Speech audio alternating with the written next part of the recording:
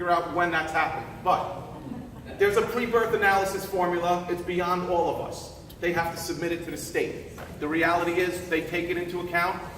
For the record, it shows that our population shouldn't be growing much more than it is. I think the trend, whether you like it or not, the trend around here probably looks like the outlier is 170 in kindergarten. To me, I would argue that our real numbers in this community today are anywhere from 120 to 150. And just to add on, again, that could change tomorrow. A demographic study only looks out 5 years. The State Department of Education says looking out beyond 5 years is not reliable. And I understand what you're saying. I've had many districts who built new schools thinking they were going to have capacity for 5 or 10 years, and the school was full on day one. You have other districts who built new schools and their population declined in some of the rural areas, and now they don't know what to do. They're trying to consolidate the schools, and they have a school sitting empty. I wish I could tell you there was a crystal ball to look at all of this issue, but I think with the tools we have available, the demographic study, and this is a modest approach where you could bring the student numbers down per classroom, and if you need a little buffer, push them back up. But you're right, there's no magic to what the municipality does with approvals and what you as a school can do to keep up with that. Yes, Melanie? I just have one last question.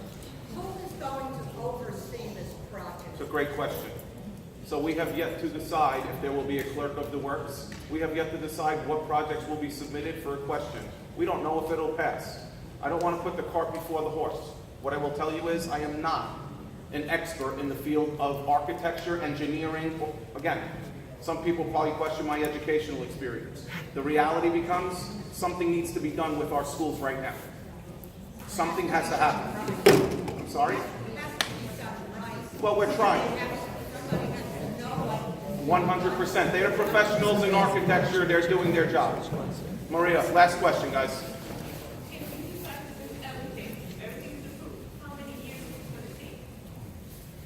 5 years. I don't know. So Might be. look, if they pursued everything, then I would say that you would probably be done with all of the projects. Remember, they'll be phased in. So, for example, September of 19, let's just say everything gets approved. In the summer of 20, which is the following summer, you might see bathrooms being renovated, windows being replaced, some roof work. And then during the school year, you might see some other stuff. So I'm going to say that September, at the latest, September of 2022, if you're also including the big classroom additions that are proposed. That you would be occupying those classrooms in September of 22. Say that again? 3 years. Plus or minus. And again, Maria, that's all contingent upon weather. That's all contingent upon how many questions. there are a lot of variables, but a project of this size, and remember, some of them you'll see coming back in September of 20. You're coming back to new bathrooms. You might be coming back to new mechanical systems, stuff like that. The bigger projects will take a little bit longer to develop, to bid, and to construct. So I would offer to you that things will come online a little bit at a time, with the last project being wrapped up in August, September of 2022, plus or minus. Neris. Okay, the last question. I have a question. How the community is getting informed? Because I see that it's quite a few people here, but most of us are like employees. Yep. And we know because we've been talking about how the community is going to get informed about this point. Because I don't see no hiring here. Yeah, and that's a serious problem because when they have to vote on it, if they have to vote on it, we're keeping our fingers crossed that they know what our schools look like. So my advice becomes, and if you can, please do this, knock on your neighbors' doors. Knock on their doors. Is it legal to send like the school send like a... It's perfectly legal. But my News 12 New Jersey was much informed on this. The Bergen Record, I did not see them here. I think the Korean Press was here. But the Bergen Record was here. I'm sorry? How about the town?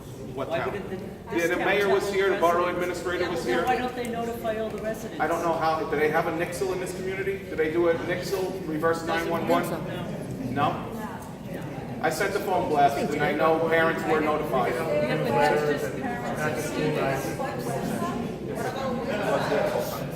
Guys, it was on the website the whole. Town's website hasn't been working for 3 months. Ms. Gillen. Just a little thing, because my name is Anna Screen, sorry, I live here almost 20 years.